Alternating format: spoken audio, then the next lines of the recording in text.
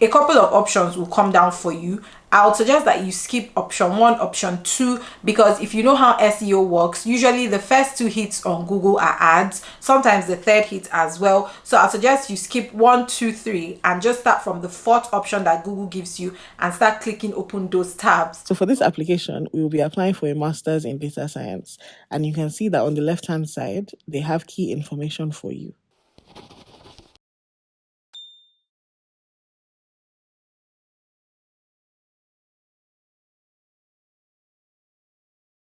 Hi guys, welcome back to my channel. If this is your first time seeing me, hi, my name is Cookie and I make informative videos like this for people looking to come to the UK for work or for studying. And if this is the type of content you like, then please consider subscribing and liking this video and join me as I navigate through life here in the UK. So without wasting much time, let's get right into the video. Today's video is a video that has been requested by you guys, and it's how to apply to a UK university for your postgraduate or your master's, whatever it is you want to call it. It's a step-by-step guide, and I'm also going to include all the documents that you're going to need and everything you're generally going to need to apply. So if you're looking to apply, this is the video for you. And without wasting much time, let's get right into the video. This video will be divided into 4 sections, and be sure to watch all 4 sections because they are going to be very important for you. I'd suggest to save this video because you're going to need to come back to it over and over again. The first part is going to be the documents you will need. The second part is going to be when to apply to these schools. The third one is going to be how to search for the schools to apply to and the course to apply to. And the third one is actually applying to these schools, with a step-by-step process of me applying to a school for your perusal. So the first one, documents you're going to need. Generally, as a rule of thumb, you're always going to need a proof of identification in the form of a passport bio page, your international passport bio page. You're going to need your passport photograph, a picture, and some people will advise you to get a birth certificate while some others don't necessarily advise that. It's up to you, but I'll suggest to have every single proof of identification you want, but the most important one is your passport, your international passport bio page. The second document you're going to need is your proof of English language. So if you're from an English speaking country, or if you understand English, or if generally you're familiar with the English language, some universities in the UK are willing to accept some of your national exams in your country and can accept them as proof of English. For example, I'm from West Africa and they tend to accept the WAEC or WASE or whatever it is you guys call it in your own the alternative version in your own country is the West African Examination Council certificate, so WAEC certificate. So they will need you to have a C6 as a minimum, a C6 and above. So it means you can have an A1 to a C6. You can't have anything below a C6 to prove that you have a fluent understanding and you can understand and write English, written and spoken English as well. However, if you guys don't have this in your country, you'll be required to write something called an IELTS exam. For Nigerians specifically, some schools can accept your NECO.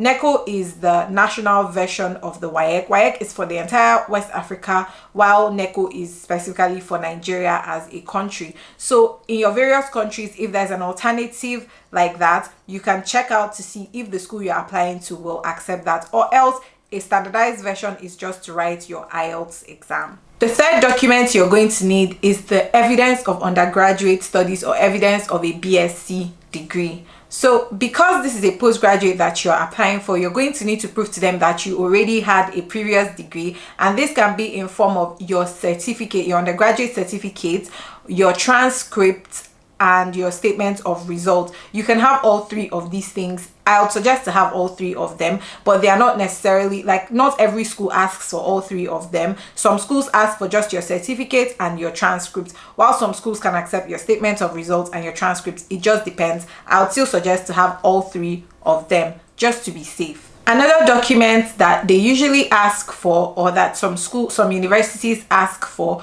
would be an academic referral, like a referee, a letter from an academic, somebody that you worked with. Example is your supervisor, your head of department when you were in university. They need somebody to be your reference, like they need somebody to contact depending on the nature of the application that you are making. You need an academic referee, and you also need a professional referee. If you have had job experience, then you definitely need a professional referee as well. These are the two things that you're going to ask. Somebody that is going to write you a recommendation letter in the academic front and in the professional front. I had these two letters when I was applying, and I'll suggest that as much as possible, have these letters, have all these documents before you actually start applying. The last two documents I would say that you need are, one, your updated CV. This is not always necessary in some schools, but some schools ask for them, and also it depends on the nature of your course. And I would suggest that you should put a very updated CV, an up-to-date CV. Don't put a CV that doesn't have your current work experience. Like, you need the CV to be up to date. Also, your CV should not be more than 2 pages, depending. I'm going to make an entirely different video about CVs and, you know, how to arrange them and how to structure them. The final document you're going to need is your statement of purpose. You can call this your essay, your, you know, your reason for applying, you know, just your statement of purpose. Generally, this is what it is called. And yes, so for the statement of purpose section of, you know, your application, I do have a template that I feel will be very helpful for you, and is my essay template. It can also double down as a scholarship essay aid or guide. You can find it in my website. You can click on the link in the description or the link on the screen here. Visit the link on the screen here to go straight to my website and purchase a template. I'm telling you, that will be the best money you've spent for yourself, because it's going to really be helpful to you and you're going to come back and thank me, basically.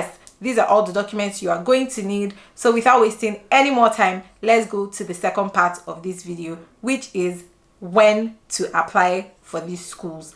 So generally, UK schools have intakes twice in a year: January intakes and the September intakes. At this juncture, guys, if you're not yet subscribed to this video, what are you doing? Please subscribe. It's literally a crime if you're not subscribed. Subscribe to this video, give it a thumbs up if you're enjoying it so far, or if it has been useful to you so far, and let's get right back into the video. So for scholarship opportunities, usually it's easier to just apply way early, because you know you are looking for like a scholarship. You can apply a year and 6 months in advance, 6 months in advance. But like for regular applications, you can apply 3 months to 6 months. It just all depends on you. But I would suggest that, because of visa issues can be tricky, you need to leave ample time for you to be able to sort everything out and like fix the problems. So I would suggest 3 to 6 months for regular applications. You're not looking for scholarship or funding. But if you're asking for funding, I'll say a year in advance is very good to start researching, start doing all these things and start applying, right? A year in advance, a year and 6 months, whatever it is. So for January intakes, you generally start applying from like the October of the previous year. That is when some schools have their portal open for January intake. Some schools have it earlier than October. Some schools start in September, and you can start then to apply to, let's say this is 2022, right? If you want to apply for a January start, you can start applying from September of 2022 to come into the university in January of 2023. If you're applying for September of next year, 2023, you can also start from October of this year to apply for the next year September. It just all depends on your timeline, and I hope I explained this timeline properly. This brings me to the third part of this video, which is how to search for schools to apply to. So the first step in searching for schools to apply to, I would say, is to open multiple tabs on your laptop, on your PC, or your phone, any device that you're using. Just open multiple tabs, and I would suggest that you already have an idea of what you want to study or what it is you want to study, like the course of study, and the tuition range you feel that you can afford or that you might want. Just something, just have a vague idea. Open the multiple tabs and then you can start. For example, you want to apply for computer science in the UK. You just type in computer science masters or computer science MSc in the UK. a couple of options will come down for you. I would suggest that you skip option 1, option 2, because if you know how SEO works, usually the first 2 hits on Google are ads, sometimes the third hit as well. So I suggest you skip 1, 2, 3 and just start from the 4th option that Google gives you and start clicking open those tabs. Open the 4th tab in the first, open the 4th link in the first tab, and then the 5th link in the 2nd tab, and that's just how you keep going. Just keep opening tabs, right? When you open all these schools and see what ranges they are, if they're not in your range, close it, open another one until you see ones that seem feasible for you, right? When all these are open, you can then start cross comparing between all of them. Let's say you open 5 tabs, you can then start cross comparing between the 5 tabs.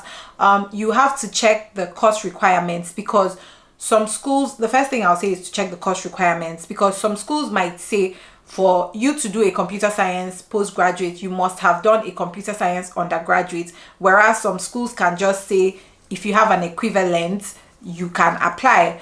Meanwhile, some schools might not be strict at all. They can allow you to do it, whether it is you had the undergraduate or not. It all just depends, and you can, of course, this is relative depending on the course you are studying. It must not be computer science. I'm just using it as an example, guys. So sometimes a hack I'll say for this this course requirement stuff is, if you didn't study, for example, let's say I want to study computer science for my master's and I didn't study computer science as my undergraduate, but I have worked in computer science, in the computer science industry, right? I've had some experience and then I got interested and I now want to officially study it. Something I would suggest is to explain in your statement of purpose or in your essay that, you know, even though you do not, you did not typically study computer science in your undergraduate, you have, let's say, 2 years of industry experience in computer science. And usually, because it's a postgraduate, like it's an advanced degree, I don't think it's a one size fits all for it. They can see, I don't think they're going to turn down somebody that has, 3 to 2 years of industry experience in a particular course because they did not study that course for their undergraduate. It will typically not make sense. And usually, if you, even before you start writing your statement of purpose, if you go back and forth, like if you talk to the admissions office, I'm sure you get a reply and they will tell you whether, okay, yes, you can still apply, or no, you cannot apply. I highly doubt that, but this is just a tip I have. Something else you want to consider in those schools is the university ranking for these schools. The university ranking for these schools in the UK or in the world, depending on you. Personally, I'd say choose university rankings in the UK because it's more streamlined. In the world is so vast, the world is so big, honestly, like I don't know. But personally, I'll say to choose university rankings in the UK and see if you still need something to tell you, okay, basically what you're trying to do at this point is disqualify schools till you get that one. So university rankings is something that you can use to maybe disqualify some. Maybe it's too low down the rank, or maybe it's not as high as you'd like it to be, you disqualify it, right? So another thing I would say to cross compare among, let's say, the 5 hypothetical tabs that you've opened is the cost of living in those cities. So if the university is in an expensive city, you might want to discontinue it, because even though the university is affordable, if it is located in central London, you're going to have to function with central London prices. So even though it's affordable, the tuition is affordable, say, you're still going to have to commute in London, enter transportation in London, you're still going to have to eat in London, and a bunch of other things. So that can be a good factor to disqualify a school. Another thing you want to consider is the course ranking and accreditation. So course ranking and accreditation are very, very tricky depending on the schools, because no school is going to outrightly tell you, oh, we're not really accredited for this course, or we're not ranked high for this course. Every school will try to sell themselves in the best light possible, which is why you're going to need to really, really check and see what school has more rep in what. Do you get what I'm saying? At this juncture, guys, if you're not yet subscribed to my channel, please subscribe, hit on the like button, leave a comment down below, and let's continue. Finally, we have come to the meat of this video, which is how to actually apply. If you have all these documents that I have listed, and if you have put all these considerations and you have finally narrowed down the schools that you're going to apply to, because I would suggest that you apply to as much as possible. Don't just apply to one or two, but you've narrowed it down and said, okay, these are the 3 schools that I'm going to apply to, or these are the 4 schools I'm going to apply to, right? This is how you're going to apply. So I'm going to insert a screen recording of me applying to a school with all these documents that I have listed. Hey guys, this is a full application for the University of Sussex.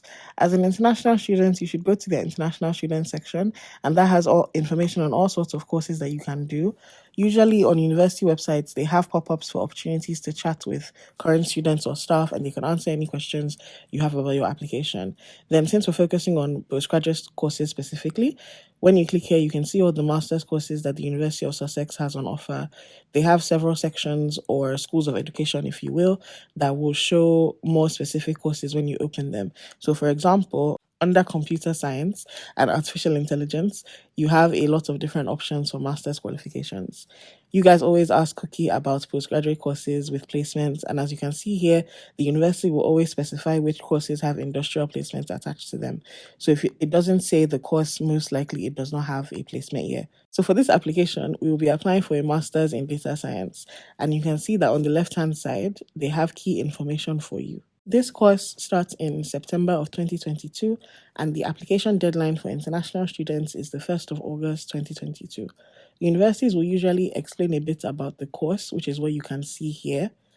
This page will usually contain things like entry requirements for both UK and international students, and you will usually be able to see country-specific entry requirements for your course. As you can see, for a Nigerian student, the University of Sussex allows you to apply with a 2.2 or higher and a minimum CGPA of 2.5 for a master's course in data science. As Cookie said earlier, even if you don't have the exact qualifications that are listed in the subject-specific requirements, sometimes universities can consider you with any professional qualifications you have and any relevant work experience. It would be helpful to tick all the boxes, but that doesn't always have to be the case when you're applying to a university. Most universities will have their own English language requirements, and this university needs at least a 6 in IELTS, but they also have alternative English language qualifications that they will consider, such as GCSEs and even the Duolingo English test. Not all schools are the same or have the same application format, but most of them have a similar process. Here on the course page, you can see the breakdown of all the modules you'll be taking, and you can also see the lecturers that will be teaching your course, as well as information on their academic backgrounds. This is helpful for knowing who you can reach out to when you have an issue, or even just to see how diverse the University of Sussex is. There is also information on this page about school fees. As you can see, the data science master's degree costs £18,975 per year for an international student.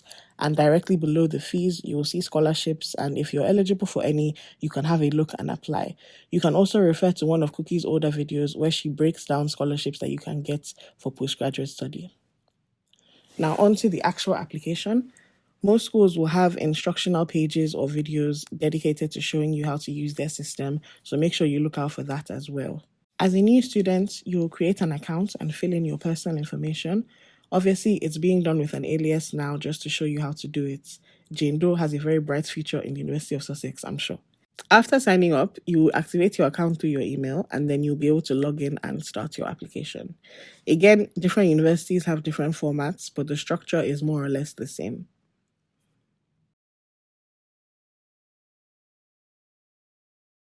So this university system needs you to search for the course and then begin the application.